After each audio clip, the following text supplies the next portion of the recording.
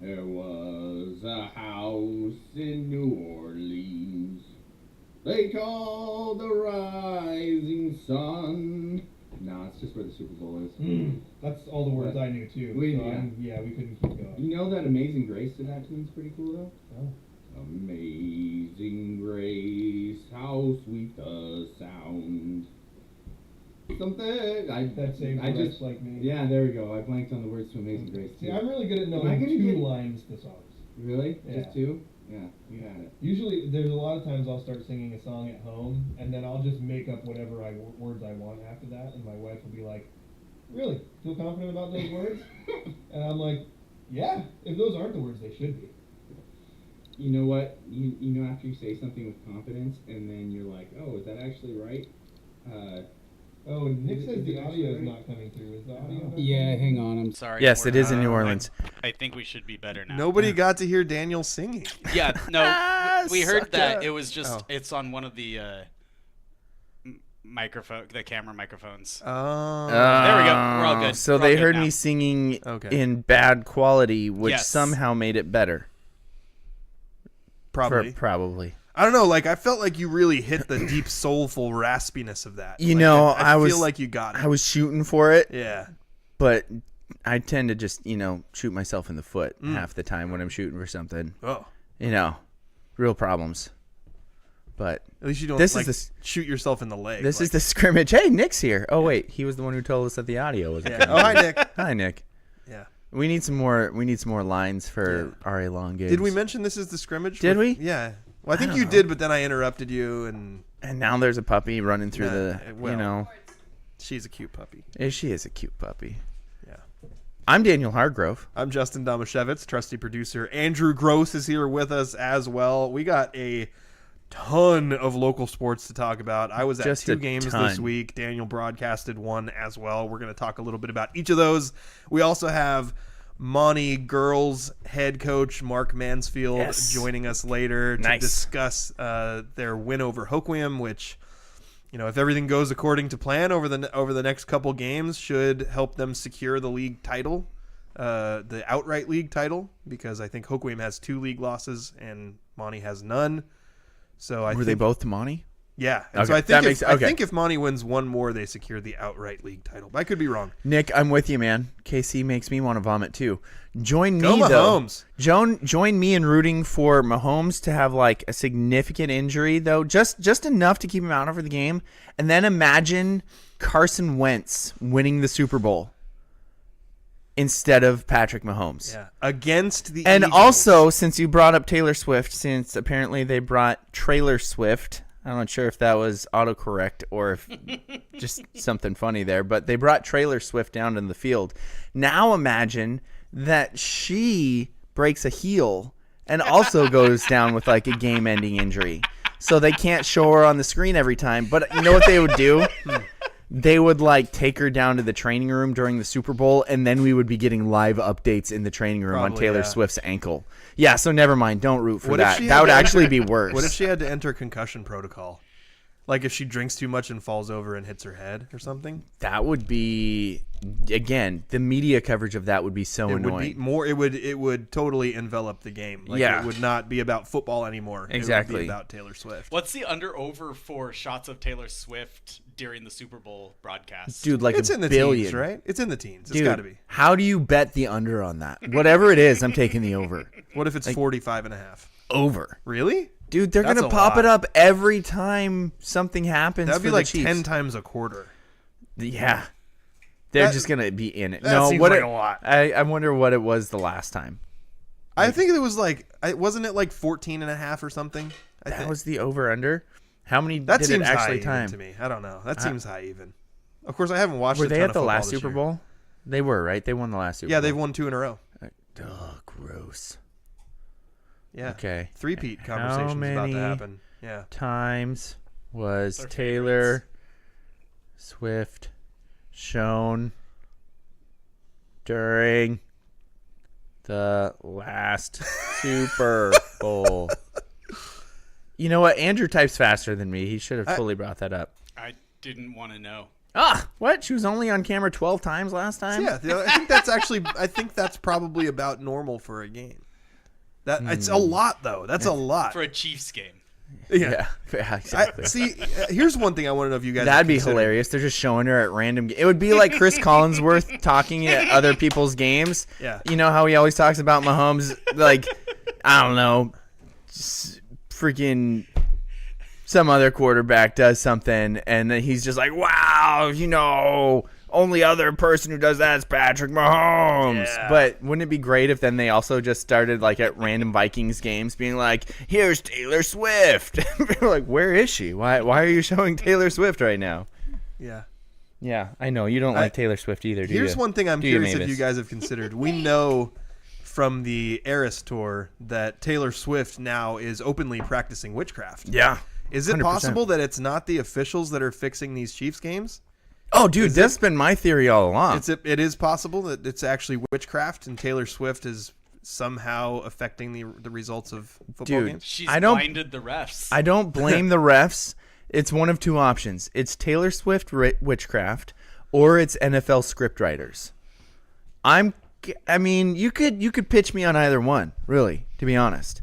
Hashtag scripted, hashtag switchy. Switchcraft? Switchcraft. Ooh. Dude. My guy. Nailed it. Yes. Let's get things going with the local sports roundup before we go too far down this witchy rabbit hole. Demons. Aberdeen picked up a boys basketball Myrtle Street Rivalry win on Monday at home against Hoquiam 66-61. Taryn Lewis led the Bobcats with 18 points and Jacob Cusada recorded a double-double with 15 points and 10 rebounds. Isaac Garcia also scored 15 for Aberdeen and added 5 boards and 4 steals. Lincoln Nemi exploded for 38 points for the Grizzlies while also pulling down 11 rebounds and dishing out 3 assists. Huge game for Lincoln. After the win over Hoquiam, Aberdeen played 3 road games in 4 days. That's a lot. Yes, it is, winning 2 of them. The Bobcats lost to Black Hills. Bobcats? I almost said something different. Okay. On Wednesday, 16-9-42, Lewis scored a team-high 12 points, and Cusada chipped in 10. On Friday, Aberdeen won in Centralia 63-54. Cusada popped off for, wow, really like the, exploded and then popped off. I like it. Okay, love the imagery. Popped off for 28 points, including 5 3-pointers. Garcia added 17 points, 8 rebounds, and 3 steals. On Saturday, the Bobcats beat Rochester 54-43. Cusada scored 20 points with another 5 trays. Riker Scott, Zanto Rea, my guy, and Gabe Matthews recorded 3 steals apiece, and Scott led Aberdeen with 8 boards. According to team stats on Max Preps, Cusada currently leads Aberdeen with 17.3 points per game this season and is shooting 39% from beyond the arc. Whew. He's having a heck of a year. Yes. Popped off for 28 points. Montesano's boys basketball team opened its week with its first league loss of the season, 43-28 at Tenino on Monday. Mason Fry led the Bulldogs with 16 points and grabbed 6 rebounds. Monte bounced back with a 58-50 league win at Hoquiam on Thursday. Sophomore forward Caden Grubb had a stellar game for the Bulldogs. Grubby. 28 points. I got corrected on that. 28 points and 13 rebounds. Mason Fry added 15 points. Lincoln Nemi led the Grizzlies with 22 points. Elma picked up a boys basketball win at Rochester on Tuesday, 63-46. Isaac McGaffey led the Eagles with 23 points, including 2 dunks. He's been dunking like a maniac this year. Dunks, 7 rebounds. My son says dunk instead of duck. So like he'll be riding on my shoulders and he'll be like, I dunked under that. Does he root for the Oregon Dunks? No. Oh, okay. Get out of here. 7 rebounds, 4 steals, and 3 blocks. Traden Carter added 13 points and 8 boards, and Theo Flores dished out 7 assists. Playing without senior guard Traden Carter, Elma lost to Tenino 60-45, dang it, on Thursday. Raymond South Bend's boys basketball team clipped Mossy Rock on Tuesday 42-41 in South Bend. How do you clip a rock? Chris Quintana led the Ravens with 14 points, while Chris Banker and Tanner Morris added 7 points apiece. Oh, Costa improved to 4-1 in the 1B Coastal League play with 64-30 win at Lake Quinault on Wednesday. Wildcat freshman Sonny Beard led all scorers with 17 points and also recorded 8 rebounds and 3 steals. Dalton Welch had his grape juice, and Michael Priest added 10 points apiece for Acosta.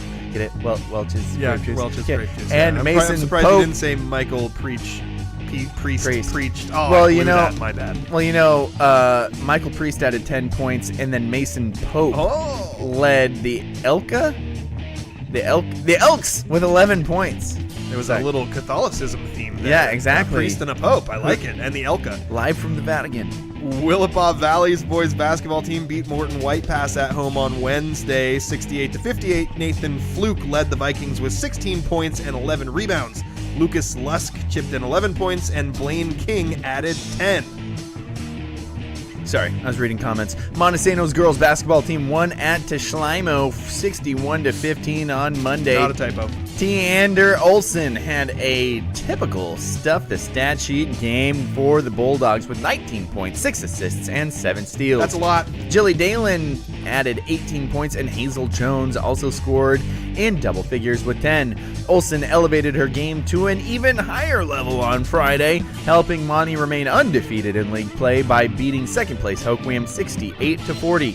Playing without reigning league MVP Evangeline Dalen for much of the game due to foul trouble, Olsen scored 33 points on 12 for 18 shooting, pulled down 6 rebounds, dished out 6 assists, and swiped 9 steals. Athlete of the Week, League MVP, Ava Schrader added 17 points, 7 boards, and 6 steals for the Bulldogs, who forced,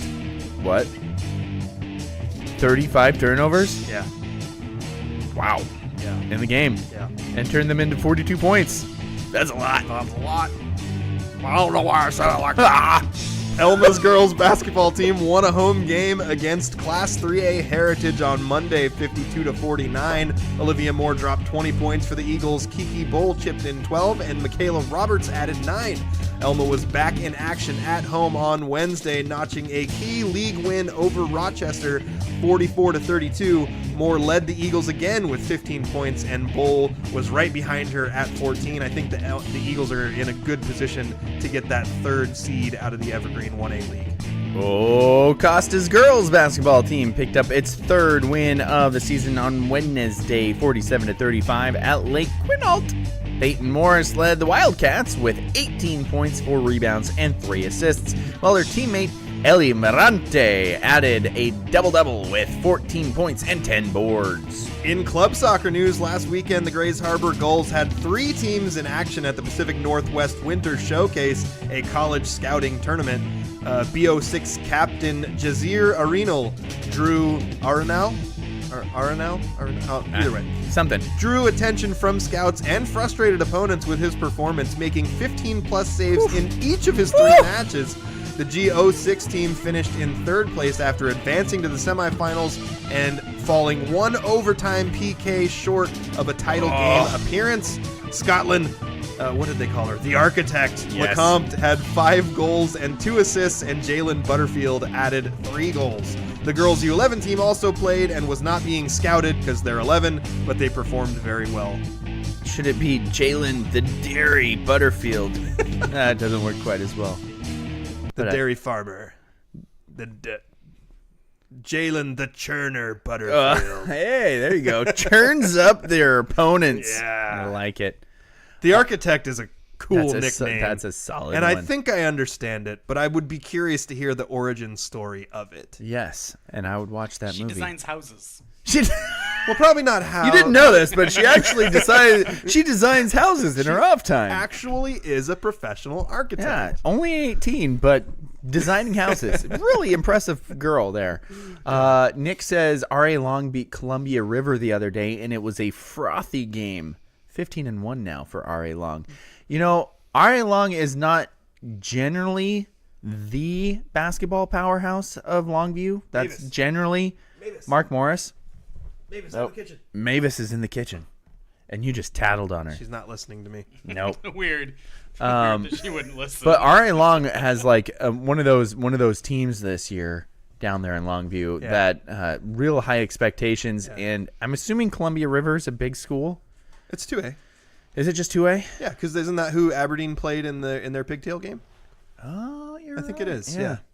What Yeah. I'm But curious what he R.A. means Long- by frothy game though.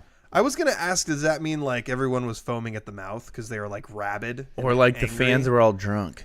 Oh, right, frothy. Okay, I don't know. I don't know either. Is I do know there's a lot of good basketball being played down in that Longview area, that Kelso, Longview, Vancouver, that South I-5 area. Yeah. R.A. Long's really good.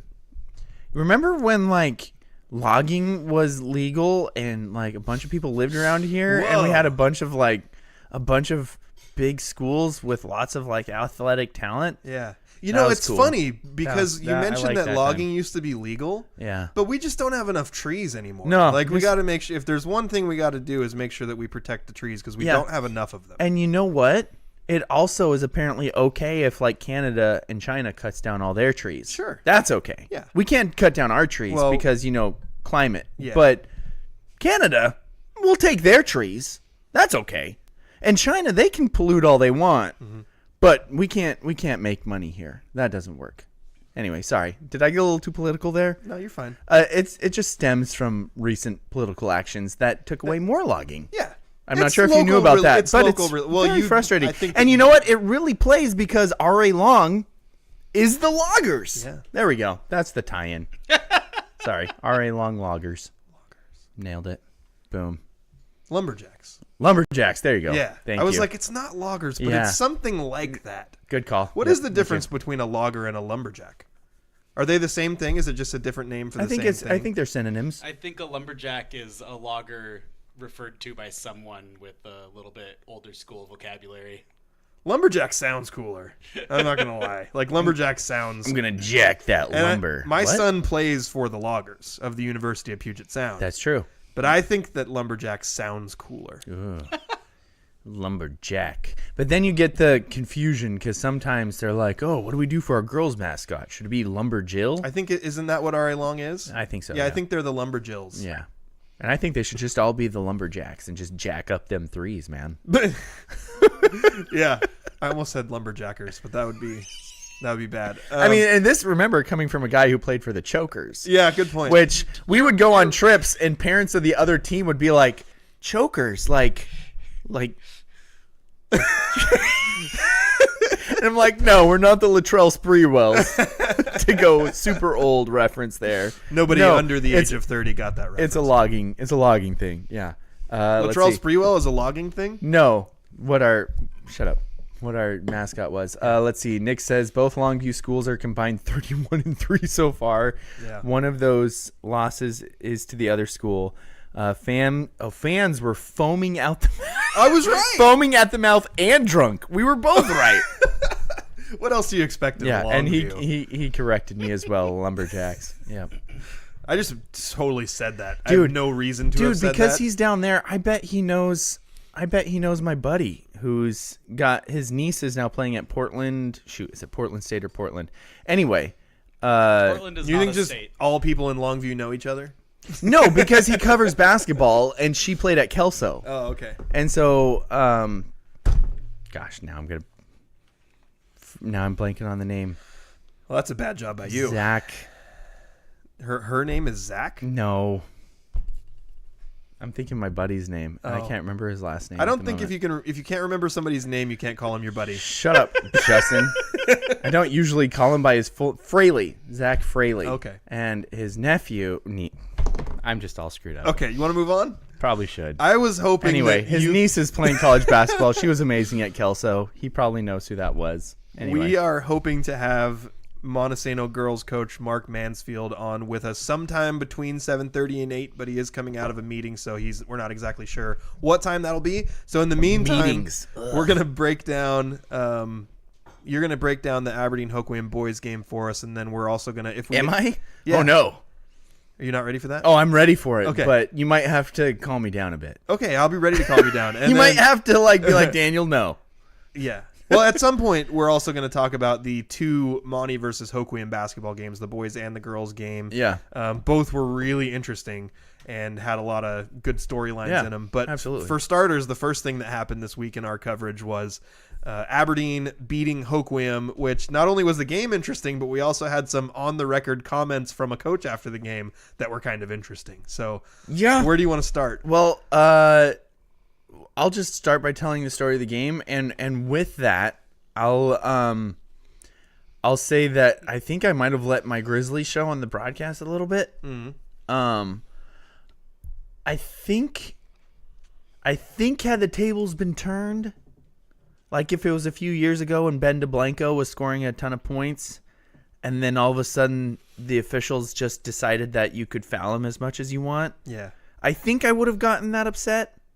So I'm trying to preface that, like, keep that in mind. Mm-hmm. I think I would have done that. But there was definitely a period of the broadcast where, like, Rick Anderson, legend, former sports editor of the Daily World, was chuckling at my on-air comments during the broadcast. Rick, who is the epitome of objection or yes. Objectiveness. Objective, yes, absolutely. I almost called him objectionable. Oh, yeah, that was bad. That would be bad. Yeah, that'd be he's bad. objective. So this game was bananas. This was such a fun game for the majority of it. It was tight almost the whole time. Hoquiam was up 13-12 after the first quarter. They were up 34-28 after the halftime. They're up 37-46 after the third quarter, and then they ended up losing 66-41. Now, first of all, this is a bit of a trend with the Hoquiam games, is they play good for about 2 3 quarters, 3 quarters, 3 and a bit, and then things tend to crash at the end of the games. Like, even Coach Jeff Nemi before that last game during the interview was like, I'm going to try some things with substitutions, maybe getting some breaks for some of the guys will help us finish down the stretch. And you saw that Lincoln actually took a couple of breaks during the game. I hadn't seen that all year. Every game I had watched, Lincoln had played the entire game. Last year too. And Joey Bozich basically played the entire game unless he was in foul trouble in these games too. But they were getting some breaks at strategic times throughout like the first few quarters. And so it seemed like it was working, to be honest, because Aberdeen, very aggressive attack. But during this game, man, you saw the best style, in my opinion, of Lincoln Nemi's game. Because at some point in the second quarter, so first of all, he had 7 points in the first quarter of their 13. Solid first quarter.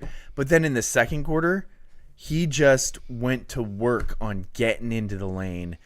And he had 6 2-point buckets in the second quarter alone. So it was like, hey, I'm going to get to the hoop. I'm going to use my skills around the basket. There's no huge rim protector for Aberdeen. Aberdeen also, like Hoquiam, is a pretty short team. And so he was like, I'm just going to go get in the lane, use my skills around the bucket, and finish. And he did over and over and over and over again. He ended up putting up 17 or 16 points in the second quarter alone because he had 12 points from 2-point. He had an and one where he hit the free throw. By the way, he was 100% from the free throw line on the night with, 6, 7, 8. He was 8 for 8 from the free throw line. So getting into the lane, doing the dirty work, up fakes, ball fakes, pivots, moving around, scooping with the left hand, scored a ton of buckets with his left hand. It was pretty basketball, to be quite honest. Because those Aberdeen guards, they're good defenders. Yeah. They're really good defenders. Yeah. But once he got a lot of them they can throw at. Yes, but once he got him into the lane, it was like, okay, this is my advantage now. Mm-hmm. And he just went to task on him. And then he had a buzzer beater 3 from like 30 feet to end the quarter as well, which was sick. But then he had one of those against Monte too. Yeah. It seems like he's just very composed in those situations. He knows a spot where he wants to get to. Yep. And it's farther out. It's like when Steph Curry will pull up from half court. Yeah. It's not that quite deep, but it's like I'm going to take 1.5 steps past the half court mark and then just heave. and nobody wants to foul in that scenario, so they don't really think to contest. So they give you some extra space, and instead of trying to go get a closer shot, it's like, no, I'm going to shoot from farther out, but be completely clear. He had 30 points after the third quarter, but this was a feisty game, man. This was a fun game, and I thought for the most part it was all but 2.5 minutes of this game was, I thought, officiated really well, where like it didn't feel too ticky-tack. It didn't feel like they were letting too much go. And then there was this really weird section of like 2.5 minutes at the beginning of the fourth quarter where all of a sudden Lincoln, who's bringing the ball up the court every time and getting covered tightly every time, and frankly, he made some mistakes. Mm-hmm. Like there was a couple times where he was a little lackadaisical with the ball, and Aberdeen's guards, as we mentioned, are really good. Mm-hmm.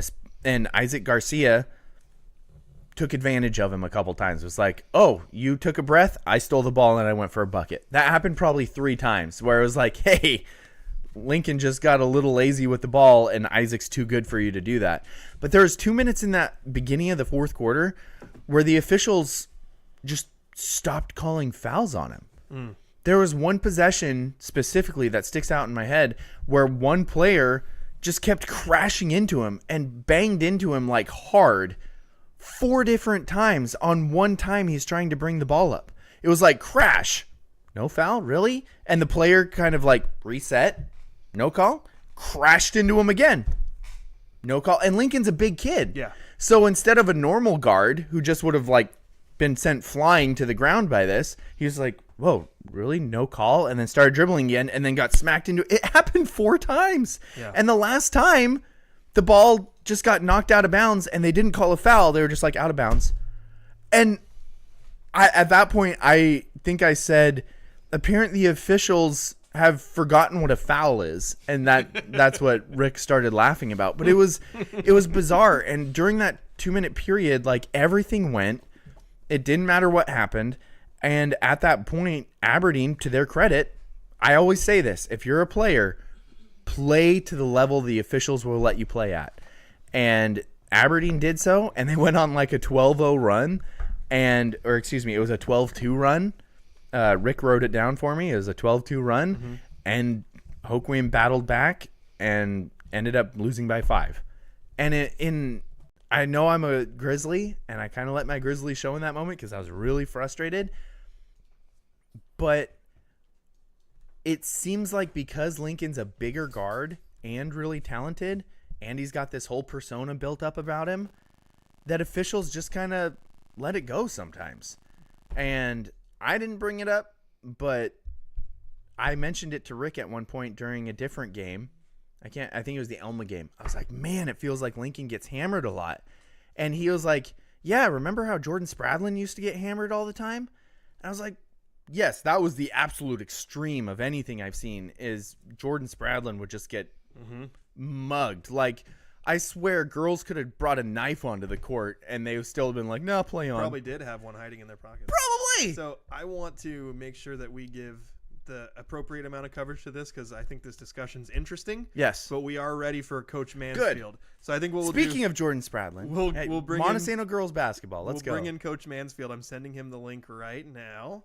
And so at some point really soon we'll have him. And then I was tempted to say let's finish talking about this game, but I don't want to rush it because I think the storylines involved in it are really interesting. It gets deeper. Yeah. Yeah.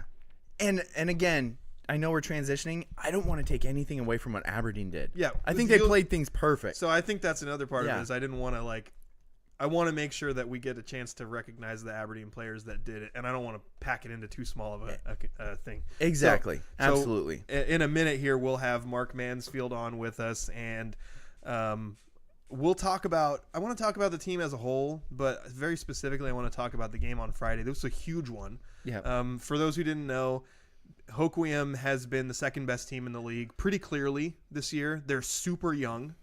But they're really athletic and really fun to watch. It's a team we kind of had pinpointed from the beginning of the year. So Monte just swept the season series against Hoquiam, which should give them a pretty good inside track to secure very soon if things go as they should. I don't want to jinx him. Like we jinxed Coach Galloway last week. We were talking about how well the boys team was doing, and then we had Coach Galloway on, and then they instantly lost. So I don't want to do that to you, so I'm not going to get ahead of myself. But we do have Coach Mark Mansfield on with us. Coach, can you hear us okay? I can hear you. All right, perfect. Yeah, sounds great. Sounds great. So we want to talk a little bit about the game on Friday, and then we'll kind of start talking about your team as a whole. The main thing, my main takeaway from it, I think Hoquiam is super talented. They've got a lot of really good and interesting young players. You guys were playing, they also had foul trouble, but the reigning league MVP, Evangeline Dalen, sat a lot with foul trouble. Like I don't know how many minutes she even ended up playing, like maybe 8 14. 14. So she sat a lot with her foul trouble. But Tiandra Olson and actually Ava Schrader too on a level, like they really stepped up their game. I want to talk about Tiandra in particular because she's a great player, and I've watched her play a bunch of times, and she's always really good. But that was one of the best performances I can think of in all around offense, defense, rebounding, everything. Give us a little bit about your thoughts on what Tiandra was able to do for your team. Yeah, I agree. She really stepped it up. We had talked, we'd played on Monday, so we had 3 days to try and get ready, but had a few people out with the bug that's been going around and everything. And then when Jilly getting some foul trouble, T just really stepped it up. She just, she's very difficult to stop once she gets going towards the basket. She's just so strong and stuff, and she just kept going. There's, sometimes she looks to distribute a little more. I mean, what did she have? She had she led us an assist with 6 that game, but she just kind of put us on her back, and especially on the offensive end, just like, I'm going to keep attacking and see if they can stop me. And it was just a great performance. You could tell too that she was kind of digging deep because she looked great in the game the whole time, and then anytime she came to the sideline, she looked like she was going to fall over. Like she was exhausted with the load that she had to handle. Well, yeah. She missed practice Tuesday and Wednesday. She was one of the ones that was sick. Jeez. Came back Thursday, and so she. And it was funny because she came and saw me Wednesday morning. She came to school and then came and told me that she was going home, and she did not look very well. But then she came in Thursday, said she was there, and it was like 100% different. She looked like she was okay, and she wasn't necessarily over it. I mean, it's kind of been running through our team a little bit, but she really gutted it up. And yeah. You're right. When there was a break or anything, she just looked like she might not be able to go another minute or so, but then get the ball in her hands, and she was 100% full speed ahead. I love that, like Michael Jordan game coming Flu off game. the sickness and then just dominating. I think that is something though that I like about her game, and it's fun when you watch her get going. The way that she attacks the basket, that feels like is when she's at her best. But it also seems like this year, her jumper and her outside game has improved. Would you say that is something that you've seen as well with what she's worked on since last season? Yeah, I mean, as a group, we're not super consistent from the perimeter. But I think she's kind of taken on, just knowing what are better shots than others. Not sometimes, like early in the year, she might have been open for a 3, and it's like, I'm open, I'm, putting it up. But then if it's not going, she might take it again. Where now she's kind of like, okay, I haven't hit that, but if I drive, I might get to the basket, or I might find somebody else. And, just that combination of her being such a threat. And I think the other thing too is when she starts to drive and things are going well, it, kind of maybe relaxes her when all of a sudden she gets an open look from the outside. And so it's always good when they go in. Yeah. I wanted to also, we could literally just spend 20 minutes here talking about Tiandra and how great she was and how great she is in general. We've also covered Jilly a lot on this program.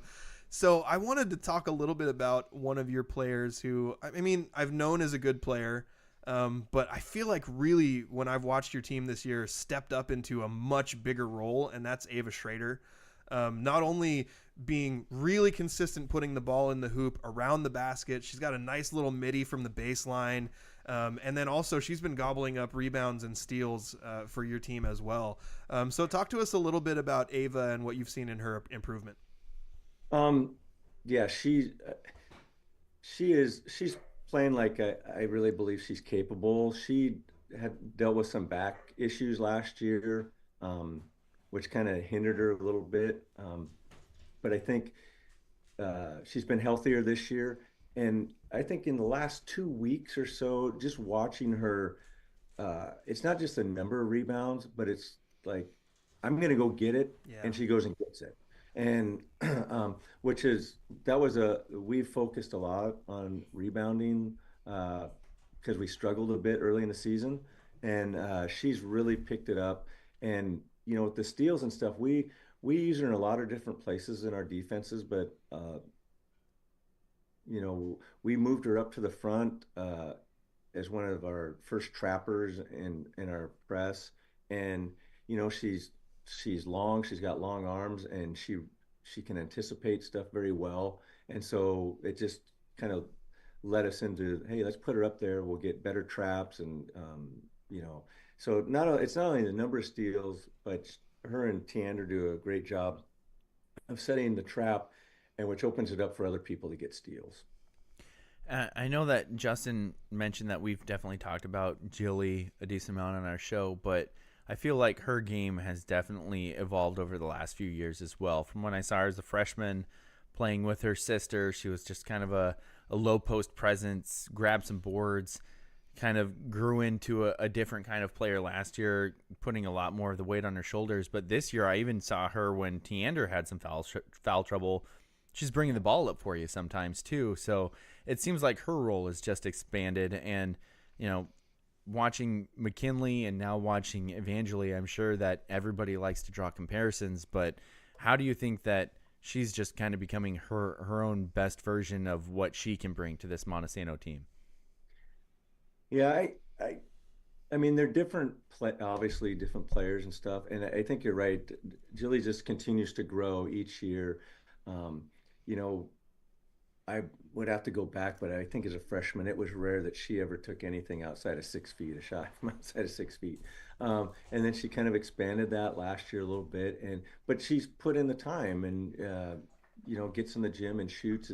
And it's not a bad shot for her. If she's open, we're not a great three-point shooting team, and there's a lot of good three-point shooting teams around, but she's very capable, and our philosophy is always, if you're open and your feet are set and nobody else has a better look, let's give it a shot, because we'd rather do that than turn it over. And that's become part of her game, and she's not afraid to step out and handle the ball, and the last couple of weeks when we've kind of picked things up a little bit, she's made some really nice passes, like catching the ball at the high post, and we don't say like, hey, I mean, we will say, hey, Jilly, you need to be low, and say maybe Ava at the high post, but we'll switch them up because they both can do that. And then with Hazel Jones can post up and stuff like that, and so we have a few more options that we can go to as far as where they are on the floor. And I think another one of those options that when I saw you was coming in off the bench, and I'm not sure if rotations have changed at all, but it seems like from watching the game that I did that you really instilled the confidence of McKenna Blankus and what she can do for you offensively as well. Yeah, she had a really good couple weeks, just shooting confidently. She was another one this past week that was out. She didn't play at Tenino. She missed that game, and so she didn't come back till Thursday as well. So just trying to get her legs back under her and stuff like that. But she has really given us another perimeter weapon, and she also has done a very good job of reading defenses and cutting, going back door, and she's gotten a number of lay-ins because she, sees it and cuts and does a good job. And the other thing that's really been positive for her is her defense has really picked up the last few weeks, and pretty much since we got into league play, and just being where she's supposed to be and applying pressure. We really talked to them all about being aggressive, and being smart. Not just being aggressive and knocking people over, but being aggressive and trying to put pressure on whoever we're playing. And we're fortunate we have a number of those. Josie Forster, Reagan Winthrop, Jordan Wade has really stepped up the last couple weeks and done that, and it's just made us deeper and able to go longer stretch with putting a lot of pressure on people. That is actually a perfect segue into what I was going to ask you about next, because man, I know that this, I mean, even before you were the coach, one of the staples of the Monte girls team is we're always going to try to put pressure. We're always going to try to force turnovers. I feel like this year might be like one of the highest levels of, I don't know if I'd call it chaos. It's organized chaos, but like your guys' press gives almost everybody a lot of trouble, tons of steals, forcing a lot of turnovers. I'm so glad you mentioned Josie Forster, Reagan Winthrop, Jordan Wade. Those were the three names I was going to rattle off as well. But the way you guys play defense, like who do you feel like are the key players, and like who are the ones that are kind of spearheading the effort? Because I mean, there's no doubt about it. If anybody watched that game on Friday, Hoquiam is a very talented team, and once they were able to get into half court sets, they actually did okay. But you guys disrupted them so much defensively before they were able to cross the ball over half court. Talk to us a little bit about like the reasons why that works so well for your team. Well, one of the things we've really stressed, because we were not very efficient the first probably 2-3 weeks or so, probably till about Christmas time. We just, for whatever reason, we just weren't aggressive in the sense of, if we're going to double team somebody, let's double them.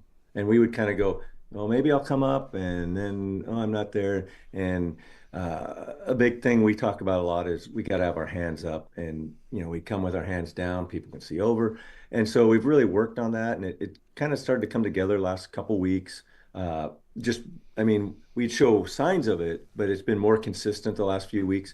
And, it kind of starts with Tiander, because she's at the front, and we give her some freedom, like, we wanted to double maybe the inbounds pass, but that's not always the smart play. And so she does a good job of sometimes coming, sometimes not. And like I said before, Ava, very long. And once we started to get the second level, Jilly is usually in the middle, trying to take away anybody there. And then both Hazel and Reagan do a nice job of kind of reading the back person and trying, we're going to get beat sometimes. We talk about that, but we also talk about we can keep the pressure on for 84 feet. And, even against Hoquiam, there's a couple times they get the ball down the court, but we keep coming and get them in a trap situation and maybe get a turnover off that. So they've really kind of bought into that, and the other thing is when we're able to get a steal or two, you can just see the energy keeps getting higher and higher, and that's what we're trying to get to all the time. We don't always get there. I think I've really enjoyed watching your program deep into the playoffs, lots of different times. How do you try and prepare your girls to get ready for that next level of play? Because it seems you go into league play, things step up a notch. You go into districts, they get even further. Regionals, state, it seems like it's tough to try and escalate and prepare. And it seems like you try and do a good job of scheduling, but then you have an entire league season to get through as well. So it seems to be a difficult thing to try and get your teams ready for that next level of competition, which is the playoffs. Is that something that you try and preach, or what is something you try and do to get them ready for that? Well, we talk a lot about, you know, as we go through the season, it's all about us trying to get better every day, every game. And, you know, we'll go back, and I haven't really watched Friday's game yet, but I mean, there's stuff that we can work on. But we're always talking about, we have a poster in our team room about, you know, the small steps, and with the goal being the Sun Dome. And it's like, you know, they've kind of bought into the thing that, you know, we're working towards, you know, we get to league, we got to take care of league, and then district, we got to take care of district. And, you know, you know, it's kind of human nature. Once we get into league play, you know, like, hey, you can just kind of feel, for the most part, our intensity gets a little better. We're a little more ready to play, which wasn't always the case early in the season. And, you know, and hopefully our non-league schedule helps us that way. And we can look back on some of the tough teams we played that, you know, maybe we play well for a quarter or two, but we might have that lull. And then all of a sudden we're, you know, against a good team, we're go from 6 down to 15, 16 down. And, you know, I like Napovine a couple weeks ago we played them tough for first half, and then we kind of let down defensively in the third quarter. And, you know, and they have good players. Same thing happened to us yesterday at Bellevue Christian. And, you know, so hopefully we keep learning from those things. And you know, they know, I mean, like this whole group, they were all here last year. And they know what, you know, the more importance the farther along we go. And, you know, you can kind of feel it in practice some days, you know, that, okay, we, like this past week, even though didn't have everybody there, the practices were a little more spirited, getting ready for Hoquiam, because we knew, you're right, Hoquiam is very talented. And, you know, our whole thought was we need to get on them and try and exert our will and put them in a hole where they have to play not necessarily the way they want to play. Awesome. Well, Coach, is there anything else that you didn't get a chance to mention that you think is important for people to know about your team? They're a fun group. You know, the nice thing is, it was weird when I first started, and we had, you mentioned McKinley's class, and, you know, a lot of those girls were 4-year varsity players. And then Jilly kind of bridged that gap, but that was it. And then so last year we had a lot of new people, and, you know, they kind of felt their way along, trying to figure out roles and stuff like that. And they just, you know, they get along well. And we're to the point now, I think, you know, even though we're still fairly young, most of them are all juniors. We only got 3 seniors, and Ava and Hazel, and then Allie Parkin, who came back a couple weeks ago. They really have meshed as a group. And, you know, we've talked about that a lot, you know, just some of the games in the last 2 or 3 weeks, you know, it's like, okay, we might not be playing someone super strong, but this is about us playing together and learning each other. And even though they played a lot together, it's always a process. Every year's different. And they have just accepted the challenge, and they're very coachable. Yeah, we might make a lot of mistakes, and, you know, us as a staff will get on them some, but, you know, they know that we know that they can do more, or not necessarily more, but they're good enough. If they're not doing it, we know they are capable of it, and they accept it. They, you know, no one, you know, it doesn't seem like we get disappointed, but we're not down, and it's not going to carry over to the next day or game or something like that. It's like we're always talking about, hey, if we make a mistake, we got to learn from it. If we do, then it was worth it. So, you know, I'm excited to see where we go. It's kind of, this year's kind of been weird. I mean, like last year we started off like 1-6 or 7, and wasn't sure what was going to happen. This year it's kind of win one, lose one, win one, lose one, win one, and then we kind of got going. We had a good win against Kelso at the Adna tournament, and Kelso, you know, what are they, 3A, but a good a decent team, and it was a good win. And I think we gained some confidence from that, and it kind of carried over. And doesn't mean we always play well. I mean, we beat Aberdeen at Aberdeen and by 1, and Aberdeen was scrappy, but we were horrible from the free throw line. Just like everybody took that night to not make free throws. And, yeah, that was weird. I remember that. Yeah. I don't ever remember shooting that many free throws and never missing that many. But but we found a way to pull out. And I think winning those close games, it's not always helpful to win games by 30, 40 or whatever. And not that we've done that often this year, but winning those close games, even if we don't play well, finding a way to get a win. And this group is really starting to buy into that. And hopefully we can continue it into district and get to state and see what happens. Great. Well, Coach, thank you so much for joining us. We sincerely hope that the way we cursed Coach Doug Galloway accidentally last week does not happen to you guys. Yes. But yeah, I thoroughly enjoyed watching your team play on Friday. I enjoy watching them play all the time. So thanks for coming on and joining us to talk about it. Oh, my pleasure. Thanks for having me anytime, you guys. All right. Have a good night, Coach. Thanks, Coach. So, head coach Mansfield for the Montesano girls basketball team, and love talking to that guy. I just love talking ball with him. Yeah. And I've had the opportunity to do it at the state tournament. Lots. Yeah. So it's been fun. So here's my thought. Your thought. We covered the Montesano side of that game very thoroughly. Yes. I want to take like 2 minutes to talk about Hoquiam from that game, okay, then take a commercial break, and then get back to Aberdeen Hoquiam boys. My guy. Okay.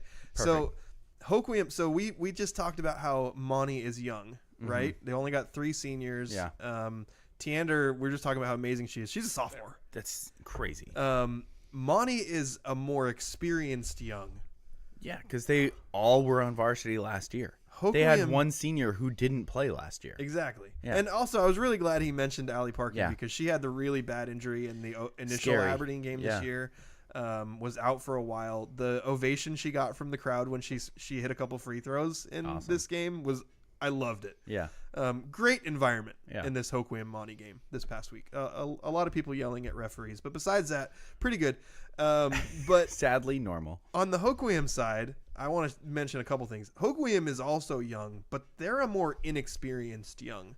Like, they do have Caitlin Broadhead's a senior, and is it Nadine Stewart? Am I getting that name right? Yep. Also a senior. Yep. But besides that, like, some of their best players are freshmen, sophomores. I think Lexi LaBounty may be a junior. Yeah, which is weird because we thought she might have graduated last year. So she's just been on varsity that long. Exactly. But like Aaliyah Kennedy, freshman. Yep. And she's incredible.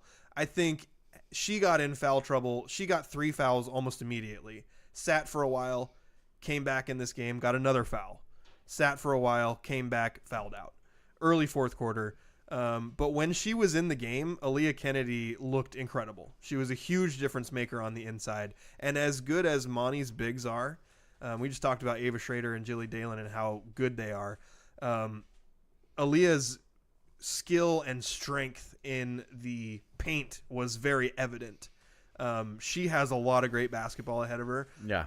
A couple of the fouls they called on her earlier, I was kind of annoyed because I was excited to watch her play. Right. And they were just both like, can we play on? Right. You know, a couple of those. But she earned some other fouls too. Right. So she probably has some work to do, like learning discipline. But Aaliyah Kennedy, really good player. Sydney Gordon for Hoquiam, also, I think, a junior. Yep.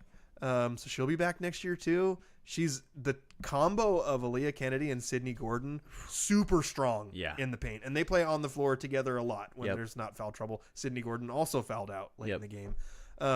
But Caitlin Broadhead shoots well from the outside. Lexi LaBounty shoots well from the outside. Both of those girls are good ball handlers. Yep. We got to see like little bits of Renasia Burtonshaw. Incredibly athletic, super fast. Oh my gosh. You can see why track star. Yes. Why she's gone in the blink of an cow. eye. Yeah. This Hoquiam team has a lot of really good, exciting young players. So we pinpointed them early in the season as like, hey, I don't know how good they're going to be, but they are going to be exciting and fun to watch. Yep. And they were exciting and fun to watch in that game, even though they came out with a pretty big loss. There is really exciting stuff in the future for that group under Chad Allen. Yeah. By the way, You want a good follow on Facebook? Yeah. Chad Allen. Yeah. Yeah. Like 100% love that guy's stuff. Always promoting his kids. Yeah. Always positive. Yeah, shouting out people who make impacts in the program too. Yeah. You know, he's shouting out the PA guy and the AD and like he just Chad's awesome. He was the Hoquiam girls coach before.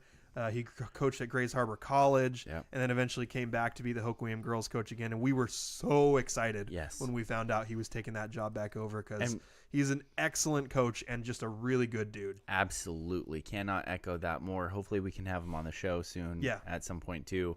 As part of a long post after that game, he reminds people it's been over 10 years since Hoquiam has taken second in league.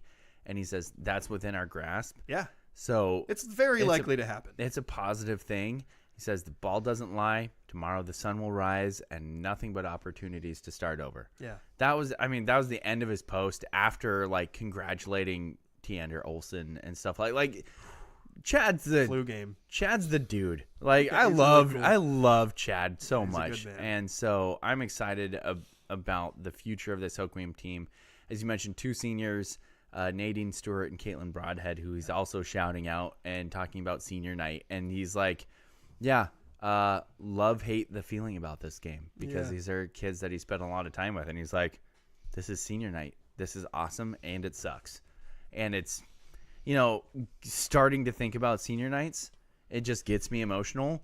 It's thinking about my senior night. It's thinking about watching playoff games where kids come off the field where they know it's the last time they're coming off the field. In football games, it gets me emotional. So, yeah, maybe that's all we should talk about it before I get really emotional and Andrew starts like playing weird drops. You know who was incredibly unemotional about his senior nights when I wanted them to be a nice, fun experience? Your son? My son. Yeah, kids. I love like, Peyton. He's a bit of a robot. He was like, "Yeah, it's fine, Dad. I'm gonna be okay." I was like, "Yeah, okay, it's senior night. All right, can we get back to the game now? Like, how are we gonna go win?" That is so Peyton. It's so on brand. It is so on brand. Well, so let's... We got good stuff coming up. We do. We're going to talk about the Aberdeen boys Myrtle Street Rivalry game. We've kind of touched on it a little bit. We're going to get into that a little bit more. And we also are going to talk a little bit about the Montesano Hoquiam boys game that happened on Thursday that was also really interesting and had a huge performance by a Bulldog player. But first, let's take a quick commercial break.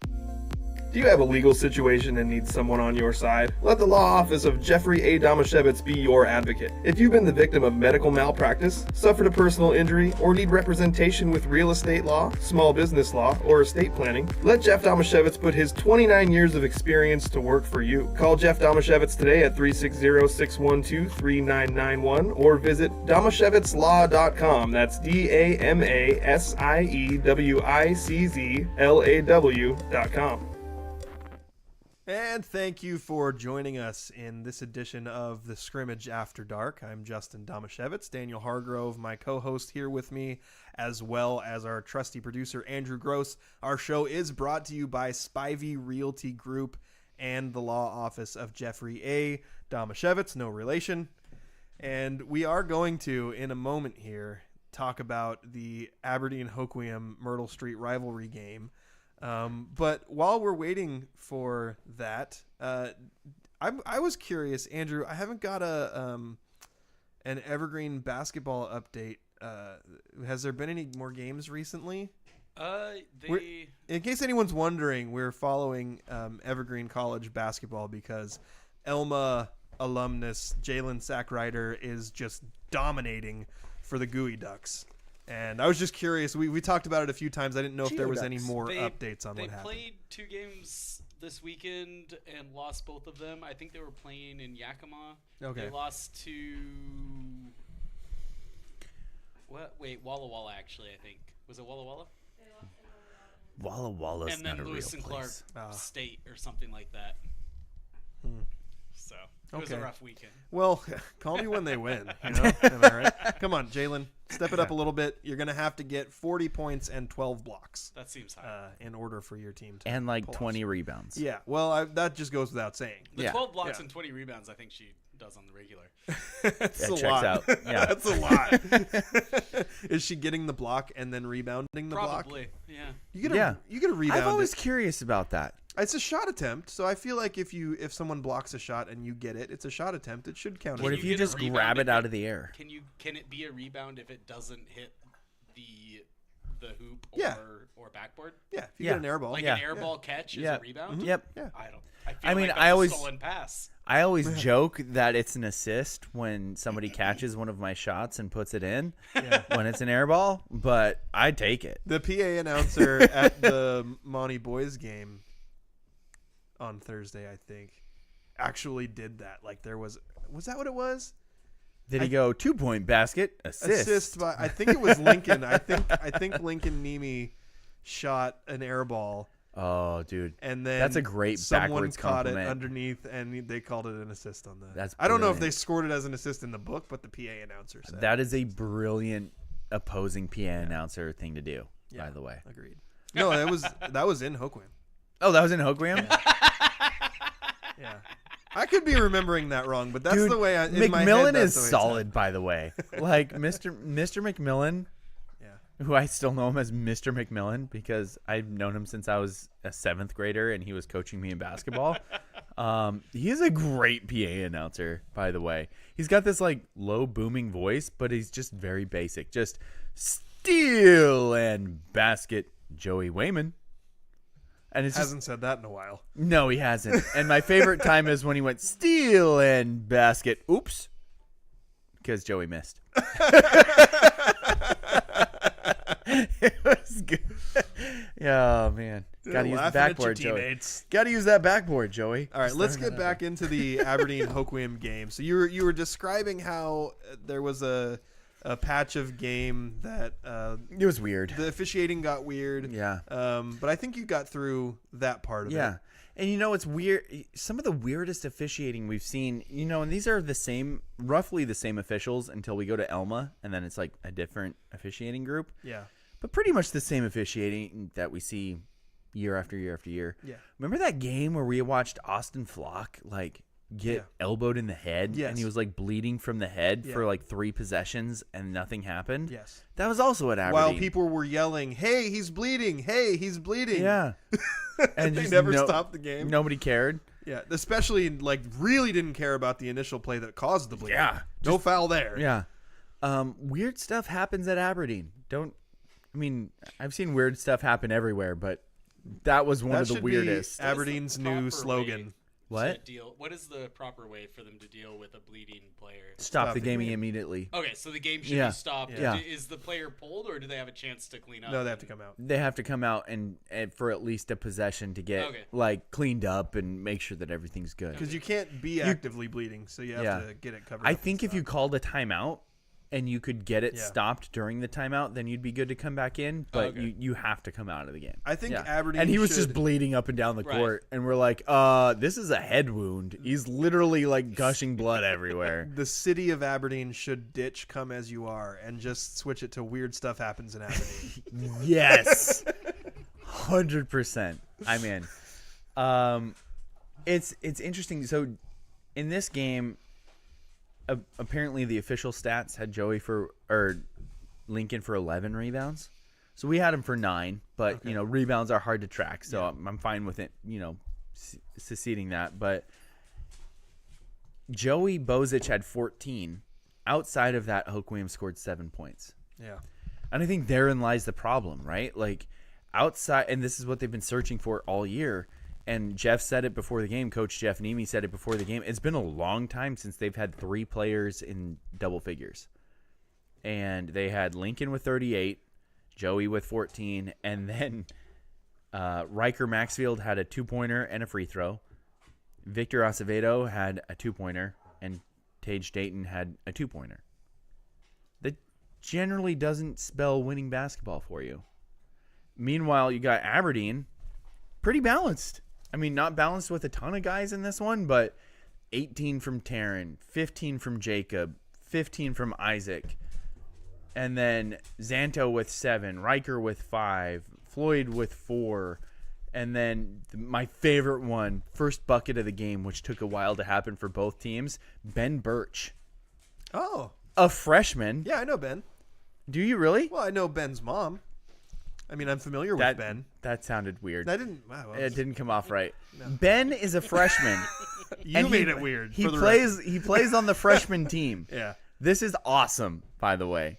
Ben Birch is on the freshman team, not even the JV. He got to start in the varsity game because he won a fundraiser competition, and he got to pick a non-league game to start in. And he picked Myrtle Street? He picked Aberdeen Hoquiam at home. Oh, the cojones on that freshman. Yes. Head coach Brandon Brooks told me in an interview, he was like, "Are you sure you don't want to play against Tumwater?" And he was like, "Nope, Aberdeen Hoquiam Sam Ben Jim." And I was like, "My guy, yes, what a stud!" That. And then he scores the first bucket of the whole game, and he played well. He played very well in his minutes in the first quarter. Good for him. I was so excited for him. It was so cool. That was a cool story. Getting back to some of the kids, the classic kids of this game, though. Last week we gave it was last week, right? Whereas Qzada and Xanto. No, that was 2 weeks ago. 2 weeks ago. Those kids performed. I personally, as a Xanto fan, defensively, I wanted to see the matchup between him and Lincoln. Yeah. I think they decided that because Lincoln's a little bigger, they went with Isaac. Yeah. Isaac that would be the other guy. And Isaac did a great job. He takes a little bit more risks than Xanto, though. So it paid off with a couple of steals and buckets, but it also burned him a couple times. I mean, Lincoln went off for 38 points. So it was a little bit of give and take there. I'm still personally, I love the stopper, and Xanto's more the stopper. Isaac's is more the risk taker. Yeah. So I wanted to see that, and I didn't get to see it as much as I wanted to. But, man, these guards for Aberdeen, just feisty. Just absolute feisty. I love watching them play, from Riker to Xanto to Isaac to Jacob to Floyd coming off the bench. Floyd, otherwise known as Bubba. It feels weird calling him Floyd. He's Bubba. Bubba Jones Justin Howard came in and played good minutes. It was just, there's so many kids on this team, on this Aberdeen team, that I love. I just wish they had some 6'5" kid for when they get into the playoffs, because that's all they're missing. It's just some random 6'5" kid. Yeah, part of the reason why I included Qzada's 3-point percentage in the roundup today is because I was kind of curious. Like, there's a ton of games where it's like, including 5 threes, including 3 threes, including 6 threes. Like, he knocks down threes like crazy, and when you watch him play, the guy just hucks. Yeah. Like, so confident. Yep. And he misses a lot. But I was like, I feel like he's knocking down a lot of these shots. So, thankfully, Aberdeen, one of the few teams we have locally that put all their own stats in on Max Prep, so anybody can go see. And I was like, I want to see what his percentages are. 39% on 3-pointers, as much as of a high volume as he shoots, is really good. Awesome. And I'm pretty sure in previous seasons, Jacob wasn't shooting that efficiently. Yeah. So I think he's gotten much better at consistency on his jumper. And it's weird because, a lot of times with volume shooters, you get that feeling until you see the numbers. Yeah, exactly. Right? I've seen it all the way back. I had people, my old boss, this is a weird weird rabbit hole. My old boss at the Lighthouse Drive-In told me how effective, how important stats are back to a little league level, because you get this vision in your head of what a kid is, and sometimes it's just the opposite of what the stats say. Yeah. And he was like, you have a kid in little league and you're like, oh, that kid doesn't hit well, and then all of a sudden you look at the stats and you're like, oh, he's hitting 400. And his example was, this is a super old name from Daniel Glory days, but JD Inglesby.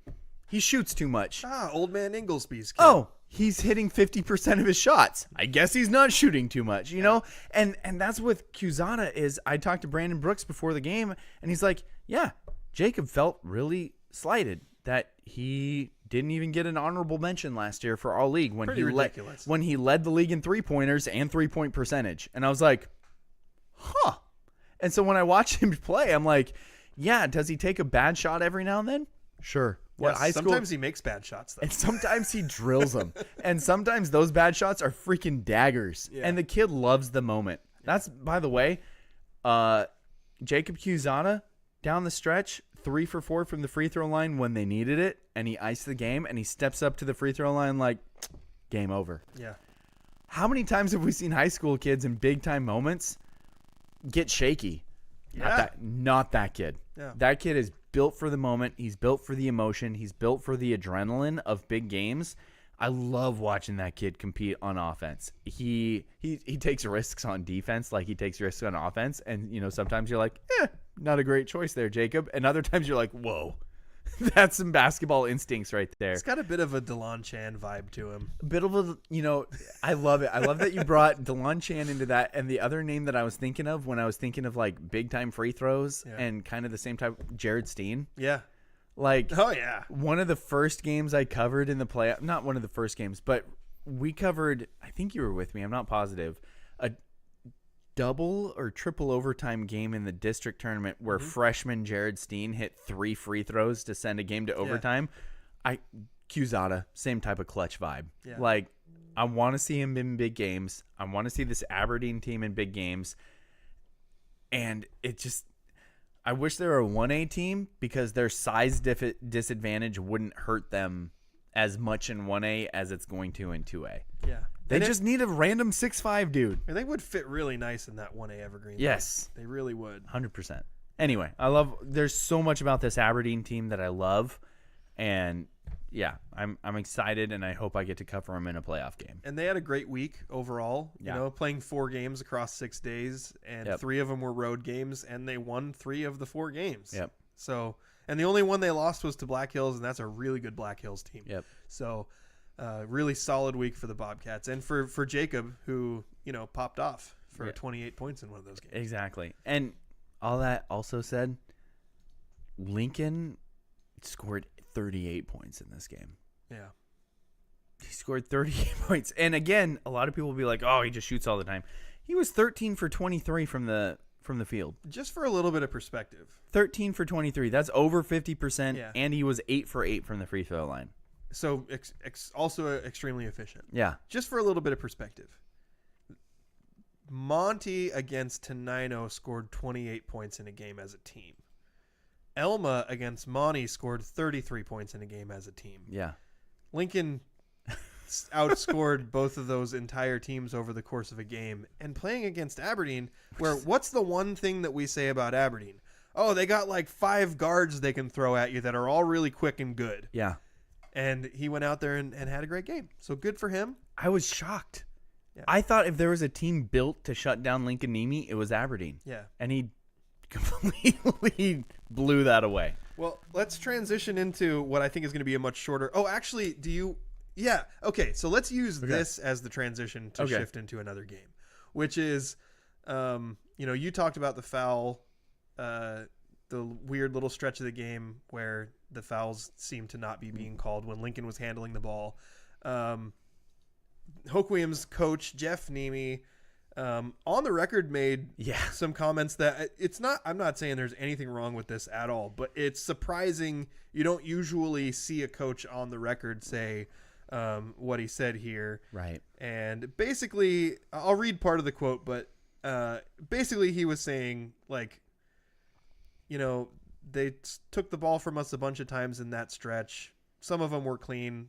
Some of them were fouls. Yeah. And then he sort of went on to say that he feels Lincoln is being officiated differently. He said he's the best ball handler in the county. I'm not sure why he's officiated differently, but it happened tonight.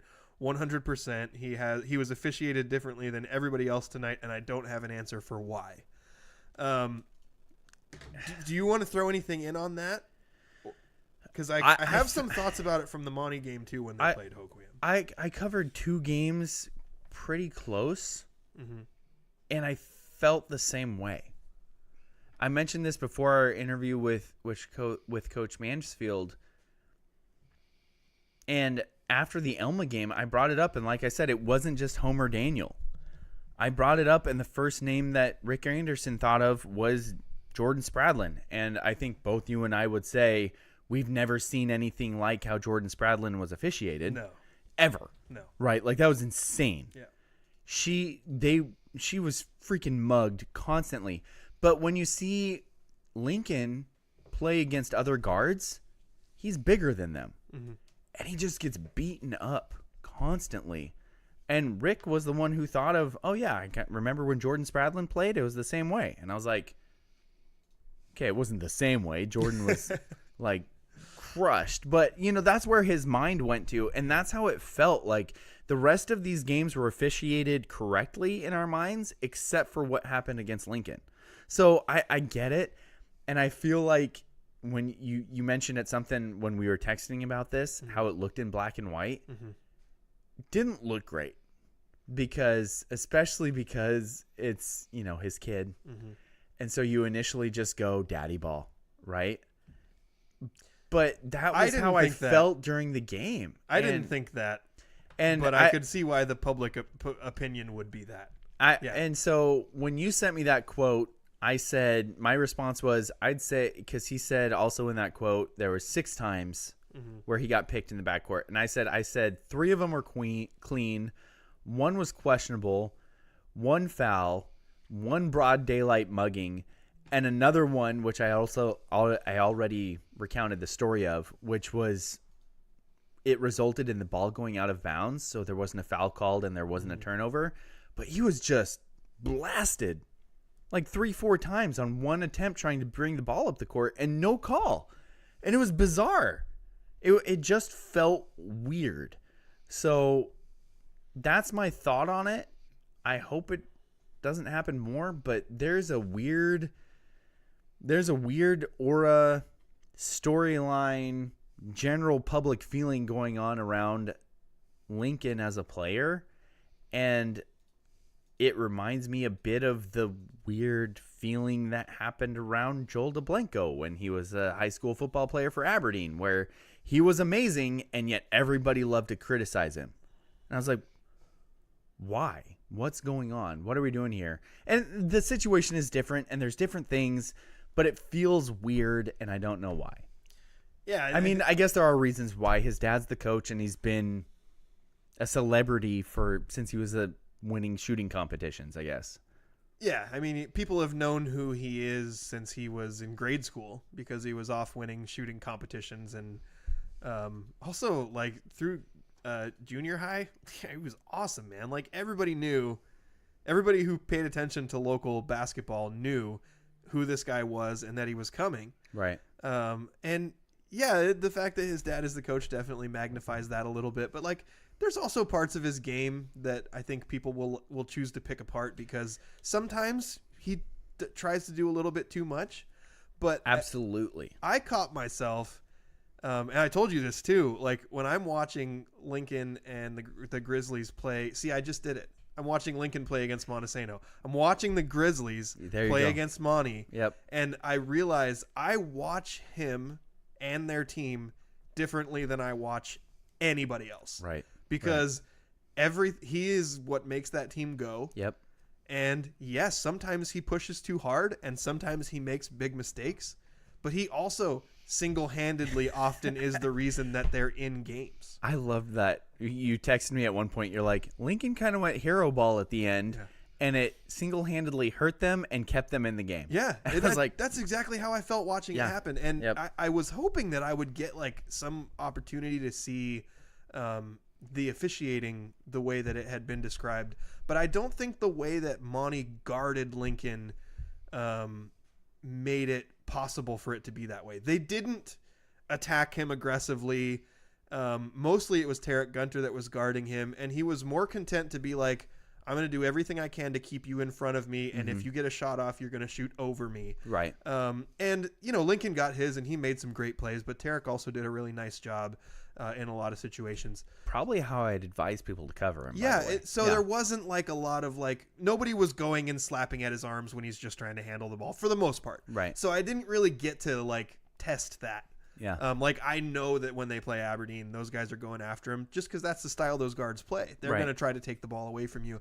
And Tarek's approach seemed to be more like, I'm going to try to force you into making a mistake by just keeping you in front of me. And like I said, he did a pretty good job at it. Right. But yeah, I think that is the reason.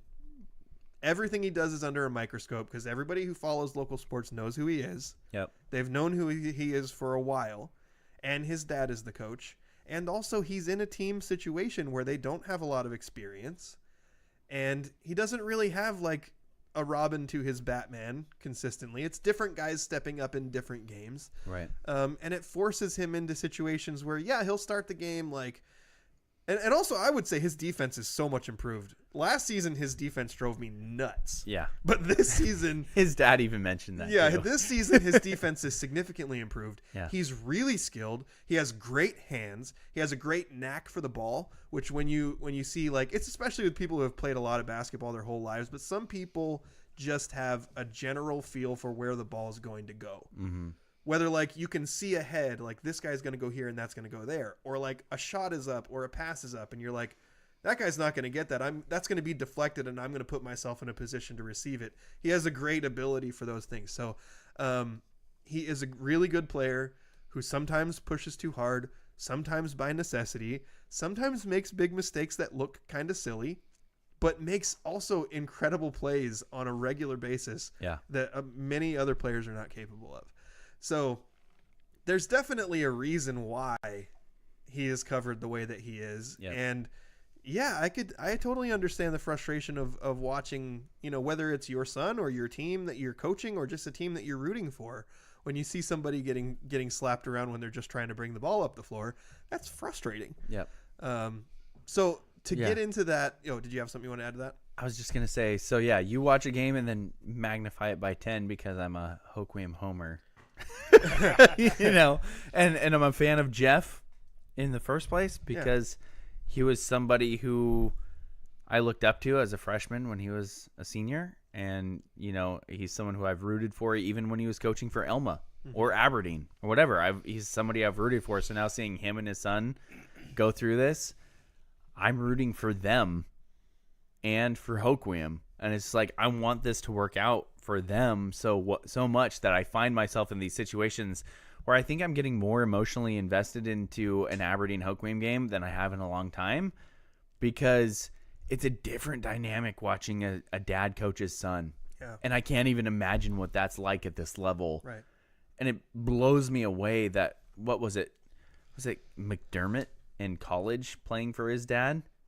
Could you imagine being in that situation? I mean, we're talking about high school here. Like, Buddy Boeheim. It's crazy. And it's so much pressure to be on that situation that I want it to work out well. Yeah. Almost more for their relationship, and then selfishly as a Grizzly fan. I would just encourage people, if you are a fan or a spectator or a parent of a player or anything, like, please just have perspective. Like, first of all, they're all kids, and I don't like there ever being a kid in high school around here that we call highly criticized. Right. It just kind of irks me, the fact that that exists. Yeah. But yeah, Lincoln's under a microscope, and I'm only rooting for and hoping for good things for him in that program. So yeah, and also for what it's worth, I think they've done a lot of things the right way. I think that, you know, it would be difficult for most people at that level to coach their own son. So we all kind of have the same feeling about it. We're rooting for it. And in this game against Monte, Lincoln scored 22 points. He hit a couple of just monstrously long three-pointers. He also, I think, got a little tired at the end of the game, and he missed a bunny that I think he probably thinks that he would normally make. And Tarek was forcing him into tough shots, and he didn't make all of them, but he did also a lot of really good things on offense and defense. But the big story of this game really was Caden Grubb. Right. because Caden had a massive game. Caden had 28 points. Caden also, like Lincoln, is a sophomore. Yeah. You wouldn't know it if you look at him because Yeah. he's 6'3" and he's built like a man. He also jumps out of the gym. And he throws a wiffle ball like 100 miles an hour. Yeah, he's a killer. So Caden had a phenomenal game. Yeah. Just totally dominated. Hoquiam on the inside with Caden, and then, Nathan Dowler also really good inside presence, had a couple steals in the game. And then Mason Fry, who is a guard / wing, but he's also like 6'3" and long and he brings really the ball springy. up for him. Yeah, like he's been a stud. really aggressive to the basket lately, and Hoquiam really just couldn't, like, their size. They could, Tage Dayton was in foul trouble early, and then they brought in what's the exchange student's name? Azevedo. Yeah, Victor Acevedo. He saw him at church today, by the way. was fouling like immediately. Yeah. Like, just trying to deal with the size of what Monte can bring at you. Right. They couldn't keep him on the floor because he kept getting fouls, just trying to deal with these guys. Yep.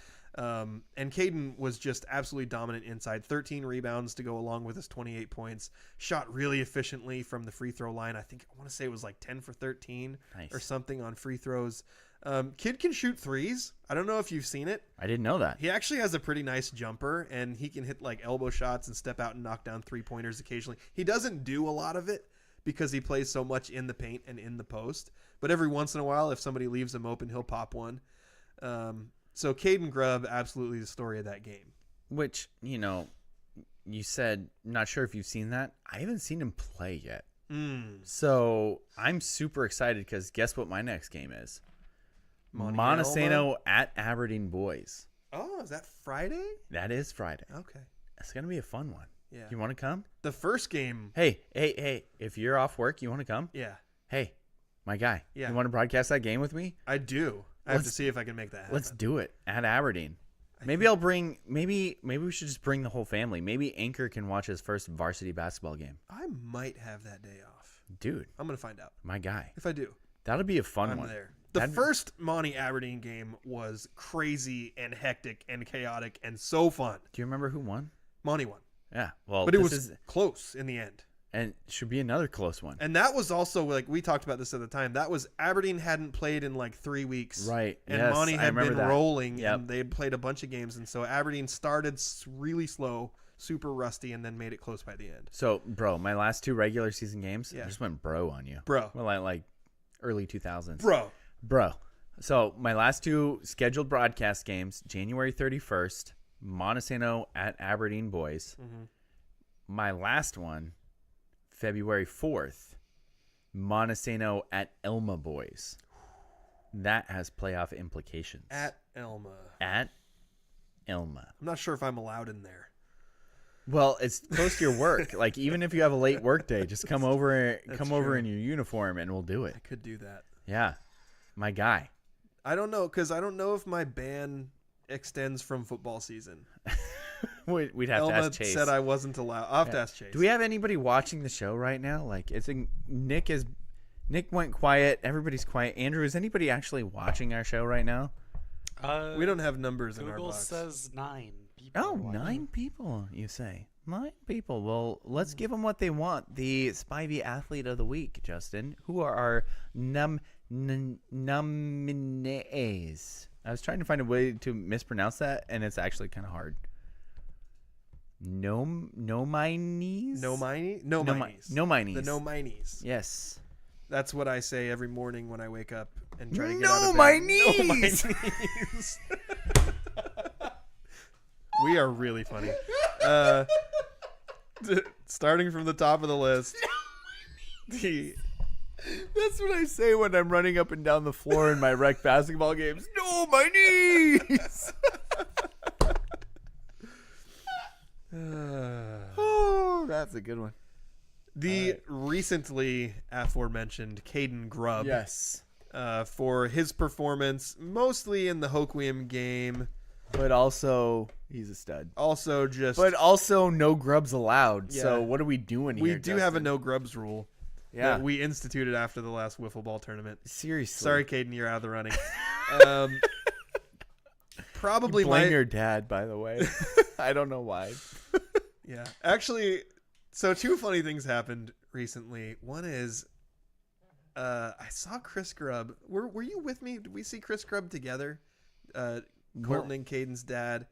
Oh, was when we broadcasted? Yeah. And I told him, sorry, but we have a no Grubbs rule. Yes. He thought it was great. He did think it was great. Also, when I got to the Monte Hoquiam game, I walked past some of the varsity players, and Mason Fry was like, "Hey, where's Daniel?" And I said, just without skipping a beat, I was like, "Actually, he's not here because he doesn't really like you guys." Dude, you literally said that? I thought you were joking. No, I really said that. And then Colton Grubb was right there, and I was like, especially the Grubb boys. He's just always talking crap about the Grubb boys. You should tell him, Glory was like his favorite player, but the boys I just hate. Yeah. Glory was awesome. So you might have to patch things up with Mason Great. and the rest of all the varsity players were there. Great. Yeah. Thank you. You're welcome. Happy to help. William McGaffey says it doesn't. You can come to the game, Justin. Okay, good. So you are allowed Thank you. at the Monte Elma basketball I kind of game. want to see Isaac McGaffey dunk in person. I kind of want to see it too. Yeah, I was hoping for it in the last game. So we had probably my favorite on this list. I'm just going to show my hand here. Is Tiander Olsen from Montesano girls basketball. Also from Elma girls basketball, Olivia Moore had an excellent week. She had 20 points in a win over Heritage to lead the team, and then also led again in a win over Rochester with 15 points. She's been putting up numbers this year for Elma. I think a junior. I think Olivia Moore's a junior. Mm-hmm. She's been playing great for the Eagles.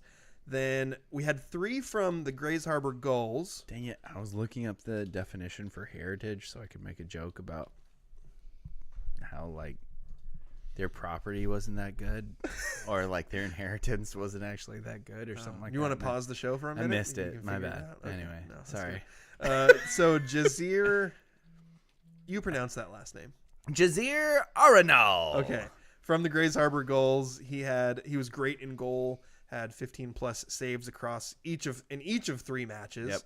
Yep. Scotland, the architect, Lecomte from the Gulls, scored 5 goals and had 2 assists for them in their tournament. And then another nominee from Ricky Granado. Thank you. That's from Coach Eddie, saying that Ricky played multiple positions and scored a brace, including a free kick from 50 yards. What? Which is far. What? Yeah.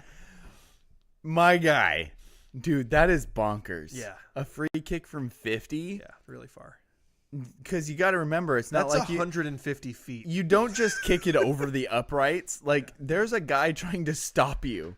And they have 49 yards to figure out where that ball is going and knock it away. True. And they couldn't. Yeah. That's nuts. Yeah. That's crazy. I'm picturing it just going perfectly up to where the goalie can't reach it and going right under the crossbar. I'm picturing a weird knuckleball that was just juking all over the place, and the goalie was out of a Mighty Ducks movie going and then it just went in. Brooke Goldsmith was the queen of those shots. Dude. She played at Elma. She was knocking in 40-yard free kicks for goals. Stud. Like crazy. Yeah, she was awesome. Yeah. So, I mean, Got I already some showed my toughies hand. Tiander Olsen, 33 points, and all the stats in that game. That pretty much, I'm not getting ahead of myself, pretty much clinched at least a share of the league title for Monte. And then she also had a game earlier in the week where she had 19 points, 6 assists, and 7 steals. Yeah. I feel like you might need to do a snub date or a snub date or a snub update. I was trying to combine words like you do there, and it sounded weird. I liked it. For all of the goals players who are awesome. Yeah. But I feel like they're going to be snubs. Yeah. Because as Coach Mansfield said, Yeah. I'm just going to start calling her T That's from fine. now on. Everyone I've ever heard in a casual reference calls her T. Dude, T went off. T popped off. T exploded. Yeah. T went off. T was the boss. Yeah. Those numbers were nuts. And against the team fighting for first place, to do that with her former league MVP playing for foul trouble, nuts game. Off the flu game? Flu game? Yeah. How do we go anywhere else but Tiander Olsen in this one? Yeah. Well, congratulations, T. Olsen. You are our Spivey Athlete of the Week. Only a sophomore. Lots of great basketball ahead of Teander. I'm a sucker for guards who are aggressive to the basket. Yeah. Daniel, you've known that in high school basketball. We love that. Dude, you would have loved the Nemi Aberdeen game because it was aggressive toward the basket. Bring me more. Teander, I want to watch you play and be aggressive toward the basket. Yeah. I love watching her play. Yeah. She's such a baller. She's great. She's so good. You texted me at one point during that game, unreal Euro step. Yeah. That Like- was right. That was like I actually have a video of that. I'll show it to you. So Dude, she my had guy. this was right before the halftime buzzer. Hoquiam had shot the ball. Another teammate rebounded it, passed it to Teander. She dribbled all the way down the floor. I think she had Burtonshaw on her hip. She got past the primary defender, and then Sydney Gordon was like ready to. I'm going to take a charge. I'm going to guard you. I'm going to make this really difficult. And then Teander had this like insane to the left Euro step where she started. It felt like she started out to the right of Sydney Gordon and then went somehow all the way to the left of her and then laid it up under the basket. It was incredible. Dude, dirty Euro steps get me excited. Yeah. I have I've tried to do them just by myself in a gym. I'm so bad at it. Oh, it hurts my knees. Dude. Oh, my knees. No, my knees. No, my knees. Congratulations, Deandra Olsen. You're our Spivey Athlete of the Week. Thank you again to the Spivey Realty Group for sponsoring us, as well as the Damashevitz the office of Jeffrey A. Damashevitz. There it is. As we head into a commercial before we get into the third period of our obvious hockey show. I'm wearing a hockey sweater, for Pete's sake, where we've got great stuff about things, maybe the Super Bowl. I don't know. I haven't read it. Things? But you know what? Hasn't read it. It's going to happen. Third period coming up. Whiz bang commercial. Is there?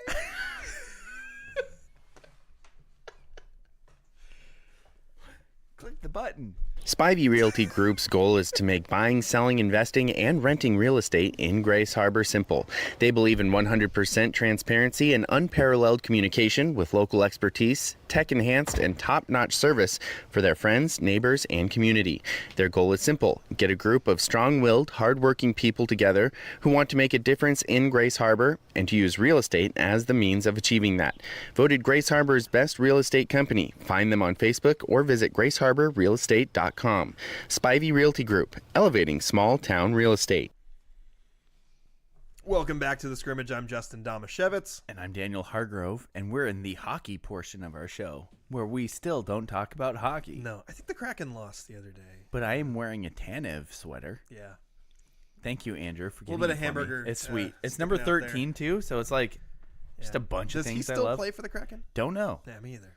I think so. Brandon? Is it Brandon Tanev? I think so. Yeah, probably. I mean, you're wearing his jersey. Sweater. Brandon Tanev.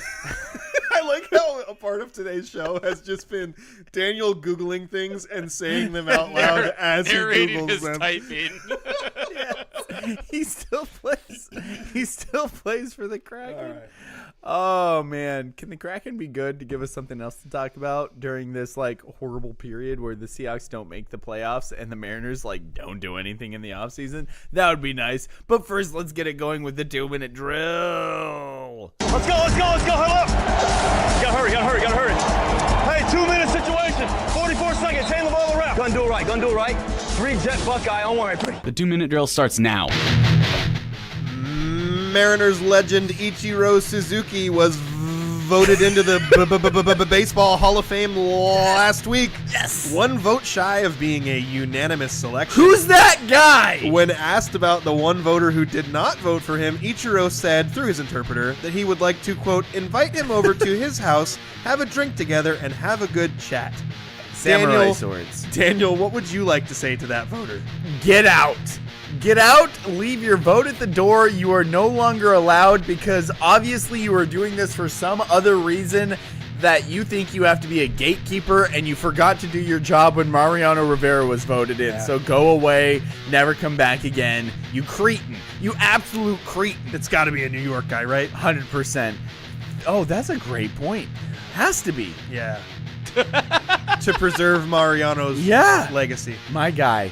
Feel Felix Hernandez received 20.6% of his votes in the first year of the Hall of Fame ballot, well above the 5% threshold to stay on the ballot next year, but quite a bit short of that 75% required for enshrinement.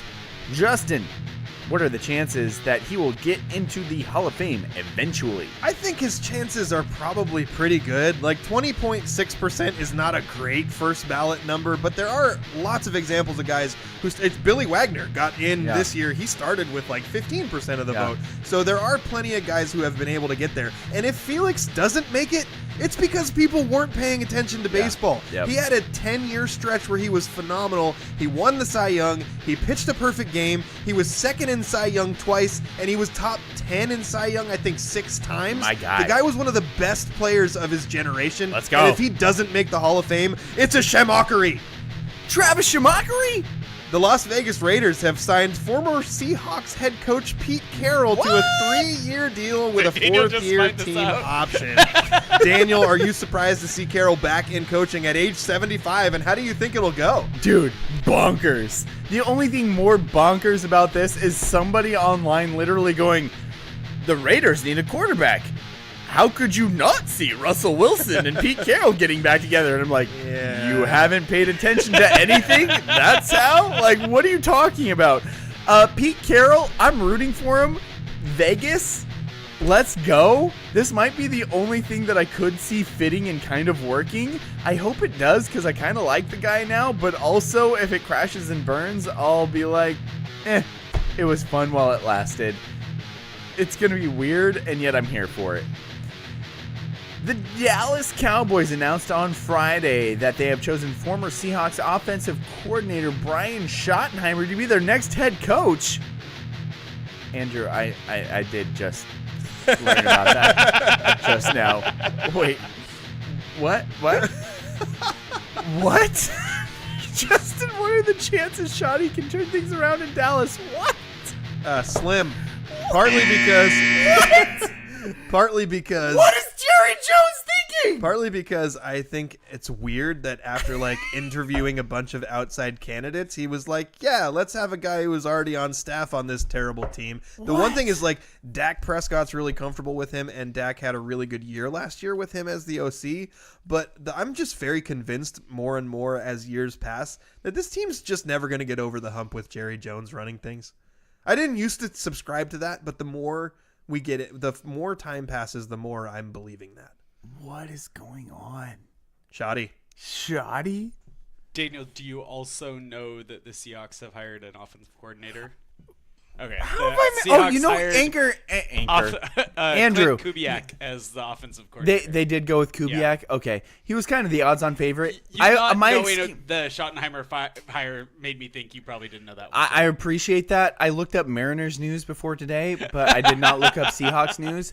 I disabled Bleacher Report, which was my headline updater. For the month of January, and so that's why I have not been getting that. Well, that was a poor choice. Apparently, Clint Kubiak, huh? Yep. I don't know how I feel about that. I have no idea how I feel. They don't want to run the football, or they want to run the football, and he was like, at running the football. So I don't know. If I had known that the Seahawks hired an offensive coordinator, that would have been in the 2-minute drill. I did not know that. I don't know when that broke. That might have broke late this afternoon. Also, good job knowing his first name is Clint. I double checked. Did you know it's with a K? Yeah. Because I KK. Clint with a K? Oh, well, I assumed because Courtney with a K. My wife spells Courtney with a K. Whoa. So I just kind of assume K's at this point. Yeah. Totally. You're a K guy. You're a total K guy. Total K guy. Yeah. That'll come more apparent in the April timeframe. Just throwing that out there. That's a little bit of underscore news there that you might remember or you might not. Are you revealing something you're not supposed to? I might. Or I'm throwing you off a trail, but then after it happens, you'll be like, Speaking of throwing people off trails, let's get into my favorite part of the show. Oh, really? But what about Felix? Oh, you want to talk Felix? I just wanted to throw out there that the farther we get away from his generation and from the generation before him of pitchers, the more he's going to look like an obvious Hall of Famer. Yeah, that's a good point. Starting pitchers don't do what they did before his generation. And yet everybody measured him up to those previous pitchers who are like, oh, you need 300 wins, or you need this, or you need this longevity. Dude, people blow their arms out like 6 times now and don't even get close to the longevity numbers. They're going to look at Felix 3 years from now and be like, oh my gosh, this guy how did he pitch for so long? He's going to be in the Hall of Fame. I think the consensus seems to be his win-loss record hurts him a little bit. Not his fault. Well, yeah, look at his team. I feel like the advanced stats should help him with that, right? Yeah, I think so. And then also go in first ballot just based on his lack of run support. Yeah. Just look at his crap teams. Records. Yeah. And yeah. So then the other thing was I was watching of course a bunch of stuff pops up for him. Yeah.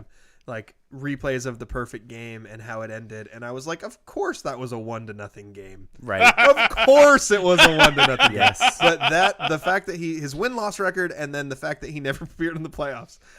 If he had a couple of like solid playoff appearances, it feels like everybody is going, oh yeah, consensus, no brainer. Yeah.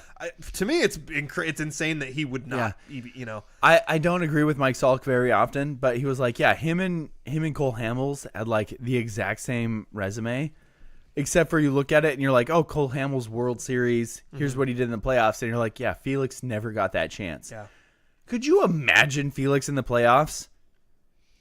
Like I was talking about. I imagined it so many times. Like I was talking about Cusada earlier. Yeah. Dude lives for the big moments. Yeah. He lives for the adrenaline. Felix in the playoffs would have been ridiculous. Yeah. Just if there was any. Oh, my sister's watching. If there was anything that you could criticize Felix for, it might be that in the meaningless games, he didn't pitch as sharp. But dude, yes, I can get that. My sister says, "What? K, huh?"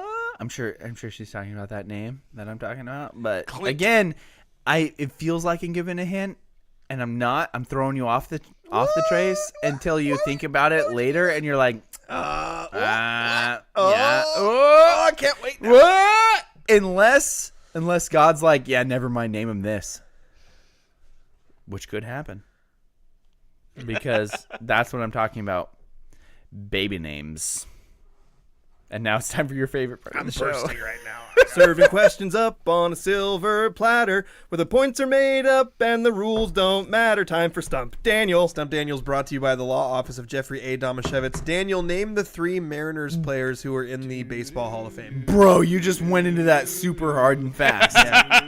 And also, you're gonna come at me with that like weak crap. Yeah, that's what leads into the rest of the questions. Oh, okay, my guy. My sister says baby Klondike. No, I'm Klondike. What would you do for a Klondike baby?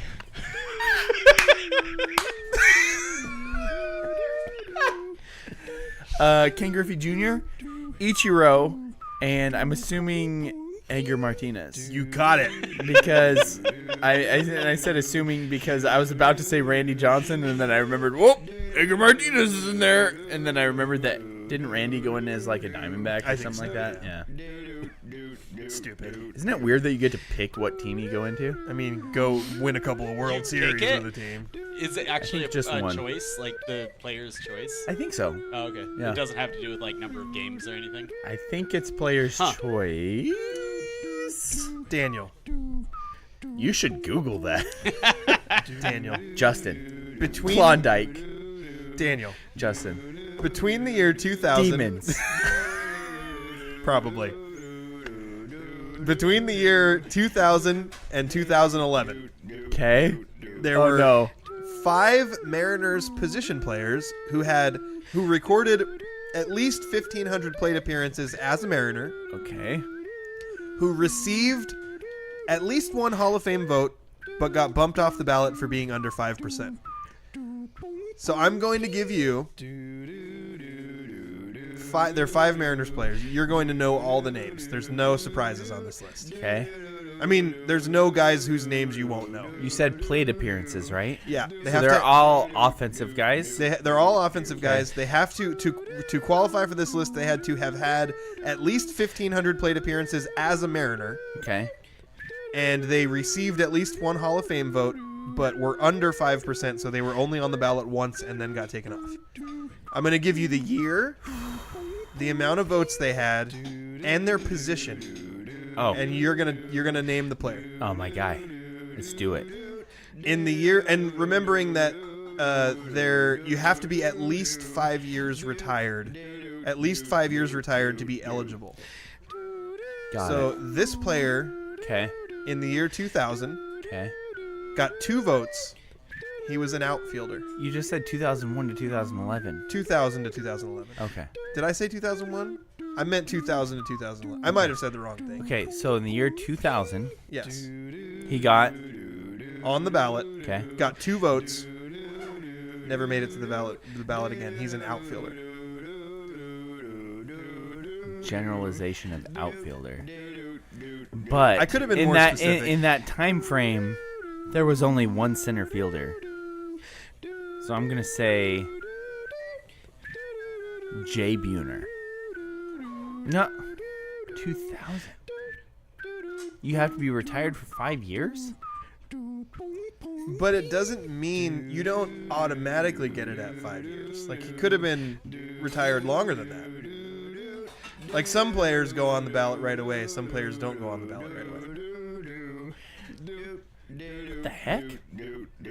What the heck? What the heck, man? I don't actually know what era exactly this player played in because I'm bad at history of baseball. But I feel like 2000 is old for him. This is weird. Yeah, he was a center fielder.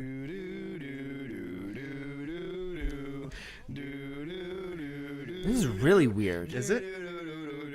He received votes in 2000? 2 votes. What?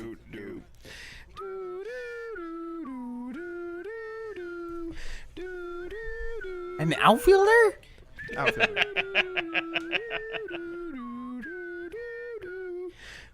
I'm sorry I'm taking a long time with this, but this is kind of my wheelhouse time frame. But that is You not can't think of a name. lining up. You want to move on to the next one and come back to that? No. I'm not going to think of any other name. Okay. So I'm really just curious to figure out what Hall of Famer played that long for the Mariners and then or not Hall of Famer and received some votes. So you're giving up on the first one? Yeah. It's Dave Henderson. Wild. Yeah. When did he play? I don't know. I thought it was like 80s? Yeah. That seems really late for him. Anyway. Interesting. 2007. Dude, that was a fascinating one. 1 vote. Yeah. I'm going to put outfielder, but it's not a center fielder. It was definitely a corner outfielder. I'm going to say Jay Buhner. That one is Jay Buhner. Yeah. And I put outfielder because I remembered him as a right fielder. 100%. But he was listed as a left fielder. What? His official position was listed as a left fielder on Baseball Reference. Dude, Baseball Reference. Apparently he played a lot of left field towards the end of his career. Fix yourself. Yeah. He didn't play a lot of left fielder. He played a little because, Ichiro was there Well, maybe for like it 2 was years. after he left Seattle. Did Buhner play someplace after Seattle? Didn't he play for the Yankees? Am I wrong? He started out with the Yankees. Oh, okay. I'm doing it backwards then. That's what I happened. think you're doing it backwards. I So think I'm doing it backwards. he played left field. I hate Google. I Googled Jay Buhner, and it's a picture of him in a Yankees helmet. Oh, gross. Get out of here. That is so freaking typical. No, you're so right. I remember now because He barely played for the Yankees for like 2 seasons, and the rest of it was for Seattle, and they put a freaking Yankees picture on there. Get out of here. He only played left field for 1 year, by the way, because that was Ichiro's first year. Okay. That's it. You're really angry about it. I'm so... Yeah. Here's the next one. That is bonkers that the first Google picture is freaking New York. Gotta let it go, man. Yeah! I got 2 from 2011. Okay. One of them is a second baseman who received 1 vote. Brett Boone. That is correct. It's Brett Boone. Also in 2011, a first baseman who received John Olerud. 4 votes. He only got 4 votes? I was floored when I saw that. Dude, John Olerud's career stats are bonkers. That shocks me that he only batting got titles. That shocks me. He only got 4 votes. That one really surprised. Brett Boone didn't surprise me because his peak was really short and the steroid thing. Roids. Yeah. Okay, last one, Daniel. You're doing really well. Okay. Aside from the really odd Dave Henderson one, you got everything so far. Yeah. This one I thought was fun. Okay. 2011. Yeah. A first baseman who received 6 votes. Richie Sexson received 6 votes? No, he didn't. Okay, good. Also, wasn't Richie Sexson an outfielder? Am I just... No, he's a first baseman. Dude was like 6'10". He wasn't playing outfield. He's not Aaron Judge. Oh. So the correct answer was... You Wait, want it? for first baseman? Yeah. And he had 1,500 plate appearances for the Mariners. Yep. And he was voted in 2011? Yeah.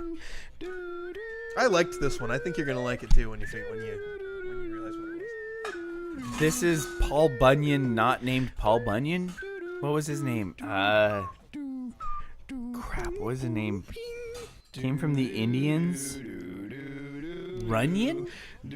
What's it? Well, okay, I don't know the answer, but I'm really... What's this guy's name? Tino Martinez. You know. I'm ashamed. You know Tino Martinez. I'm ashamed. That'll conclude this edition of Stump Daniel. Yep. That was a good one. I forgot Tino played that long. That's my excuse there. Great edition, by the way. That was a lot of fun. You did pretty good. You did pretty good, Daniel. I want to give Andrew some space. Andrew, every time I look over at Andrew, he has just been like living in Chiefs referee scandal. No, that's universe. actually just Twitter. That's just Twitter right now. Twitter is just filled with that. Oh, is Portnoy going off again about this? Yes, he is. Oh. So what's going Along on with everyone else? The Chiefs won by dirty cheating and ref collusion, Daniel. And well, witchcraft. I got that, but every time I look over, there's some different play happening on your screen, and all of it looks dirty. There was at least a couple missed first down conversions. Yeah. Where more than one. Yeah, and there was like the play clock ran out with a second left before the 2-minute warning, but they just gave him the 2-minute warning instead of delay of game.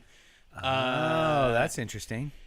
Travis Kelce flopped really hard and got a 15-yard penalty after getting in somebody's face. Yeah. I saw that. Off the top of my head. I saw a lot of videos of that one. There was a. I saw a lot of. Every time I looked over during the Mansfield interview, it was Travis Kelce getting in somebody's face, and then like 2 seconds later, somebody pushing him, and he flopped, and I was like, "Yeah, classic Travis Kelce. I hate that guy." I think you just got disowned. Yeah, my sister says, "Ooh, I disown you because I missed Tino Martinez because he was our guy." Because there was also a simultaneous possession catch where the ball hit the ground visibly before probably anybody had possession of it, but they called it a catch. I saw that replay happen in a bunch on your screen, and I gotta say, as a kind of unbiased person but also biased against, I saw that one and I was like, you're going to get upset about that one. You're kind of grasping at straws. The first down conversion is the real big miss in this one. I would agree with you. It's the switchcraft. Switchcraft, Swifty, witchcraft, Swifty. Whoa. Backward masking. Yeah. Basking. That's another thing. To my sister, I would say, please don't disown me. I believe it's already done. I know other Mariners trivia from 1995 that we can definitely, still relive. Yeah. The Tino one was tricky, though. That was a tricky one. That was a tricky one. Because he went and played for the Yankees. And freaking Yankees. Gross. Yeah, gross. But not a good gross like Andrew. Like a bad gross, like that author that is also named Andrew Gross, which Andrew constantly tells me is a bad author. Not constantly. What does that guy do? He writes thrillers. Thrillers. And Andrew says they're not good. Thriller by Michael Jackson? But his name is Andrew Gross. Oh. Yeah. But he's a bother. A bad author. Oh. Do we? It's been a long show, Justin. So for my co-host, I gotta say happy birthday to Caitlin Gross or Caitlin Sheeler, by the way. Caitlin with a K? Caitlin with a K. Right. Sheeler. It is her birthday today. Andrew's sister, my sister-in-law, Caitlin Sheeler. Congratulations. Happy birthday. You have made it to careful with women's ages. Also an age. Also the most likely of any of my family to have a baby named Klondike, probably. Is that because they live in Alaska? Yeah, because they live in Alaska. I think that's going to do it for our show. Yes. So for my co-host, Daniel, Baby Klondike Hargrove. And my co-host, Justin, not Baby Klondike. I'm so bad at these. And our trusty producer, Andrew the Bother Gross. You've been listening to the Scrimmage. What's Klondike? Not a bother. It sounds like I called Andrew a bother. Andrew is a bad author. Oh, bother. Oh, bother. Gold Rush. Klondike Gold Rush. I'm just learning about Klondike Show right over. now. End of show. You've been listening to the Scrimmage.